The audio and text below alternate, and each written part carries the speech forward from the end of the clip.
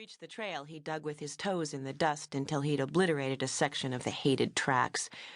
Ants had built their underground homes on the side, and if no one ever came this way again, eventually grasses would grow up through the ruts, and the ants would have back their earth.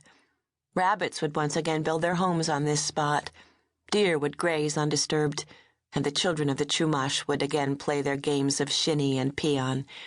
The spirits of the dead would be at peace, and he wouldn't need to have Wolf always at his side. Standing with his head lifted, he turned in a slow circle while breathing in the scents of earth and ripening blackberries, dust, and what if the sea reached this far inland? His heart pounded like a drum being beaten by a powerful shaman. Still, he heard everything he needed to. The birds had come to life, coating the air with their countless songs. Even the buzzing insects were no match for the birds. High overhead he spotted a shuya, hawk. Like him, the hawk circled, but Hawk was a hunter, not hunted.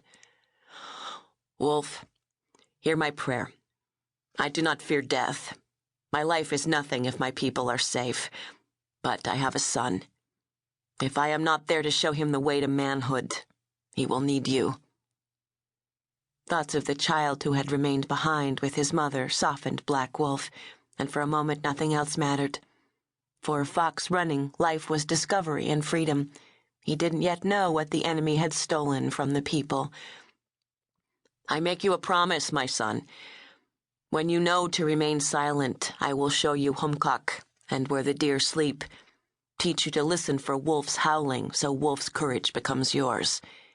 We will stand hand in hand, father and son, and I will prepare you to be a Chumash as my grandfather prepared me. Would he? Or would he be dead, and Fox Running a prisoner inside the two solid mission walls? Without him, his son would have no one to fight with him against the Padres, who believed that the Catholic religion was the only way. Without Black Wolf and other Chumash warriors, Fox Running and the rest of the children would never learn how to touch the spirits of their ancestors, take wisdom from the star that didn't move, and thus guided night journeys, never learn how the Chumash came into being. A sound. Distant. Different. Instantly alert, he held his breath.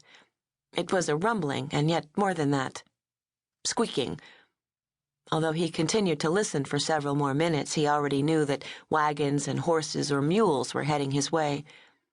By the time the procession came into view, Black Wolf had returned to the hill overlooking the trail and crouched in the grasses. Dust rose in a steady, dark mist around the newcomers, reminding him of the way the endless and ageless sea looked as it ate its way up the shore. There was a rhythm to the sounds, and he might enjoy it if he didn't hate what it represented. A finely dressed man on a lean, long horse rode at the head of the small group. The newcomer, tall and broad-shouldered, wore a large plumed silver helmet that caught the sun's rays and surely made his head sweat. That, like the black boots and silver spurs, tight-fitting pants, and stiff black jacket decorated with medals and ribbons, made Black Wolf ask himself why anyone who lived to fight would burden himself with so many clothes when summer sucked all moisture from the ground. Black Wolf might not know much about the ways of what the Spaniards called soldiers, but only a man as full of himself as a buck in rut would dress in such finery for such a long, hot trip.